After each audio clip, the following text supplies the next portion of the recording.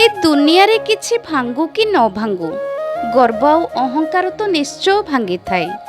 कारण समयर चक्रव्यूह काहाकू छाड़ी न थाए। जीवन रे सेही मनुष्य खुशी रे रही थाए जे निज कर्म रे व्यस्त थाए। दुखी सेही मनुष्य होई थाए जे अन्यर खुशी आ सफलता को देखि ईर्ष्या रे जळी थाए। जीवन रे भलो चिंता करंतु, भलो हुअंतु आ भलो काम करंतु। कारण प्रकृतिर नियम अनुसार से सबु किछि शुद्ध सहित आपणक पाखक फेरी आसी थाए।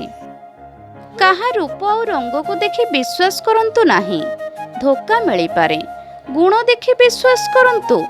जीवन रे सेही मनुष्य को खोजंतु जे आपणक हसर कारण हेई पारिबो। कारण हस खराब समय को भलो करि देई थाए। जेकोसी भी मनुष्यर आजिर परिस्थिति को देखि तार उपहास करंतुनी।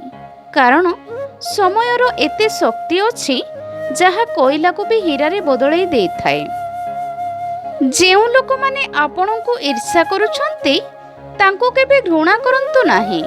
कारण एमाने सेही लोक जेउ माने एकथा बुझेई देई थांती कि आपण सेमानंको ठारू सबुथिरे सर्वश्रेष्ठ अटंती। निद आ निंदा को जेउ मनुष्य जीति जाए सेही मनुष्य को किए केबे हराई पारिबो नाही। सबु संपर्क गढ़िबा को पड़े नाही, किछि संपर्क अजाणतरे भी गढ़ी उठी थाए। आजिकालीर स्वार्थपर दुनिया रे सिए ही खुशी रे अछि जे स्वार्थपर होई पारिछि। जीवन रे जदि एका हे जाउछंती ताहले मन दुख करंतु नाही। कारण एइटा ही वास्तवता जे आज साथी रे अछि से काली नथिबो। निजे ही निजर साथी हुअंतु, केबे भी निराश हेबे नाही। मनुष्य सबुबेले चाहुथाए ताको समस्ते सम्मान दियंतु ओ तार प्रशंसा करंतु। मात्र से भूली जाए जे अन्य ठारू सम्मान पाइबाकू हेले अन्य को भी सम्मान देबाकू हुए। कथारे अछि जे आवश्यकता ठारू अधिक भलो पांती से अधिक कांदी थांती।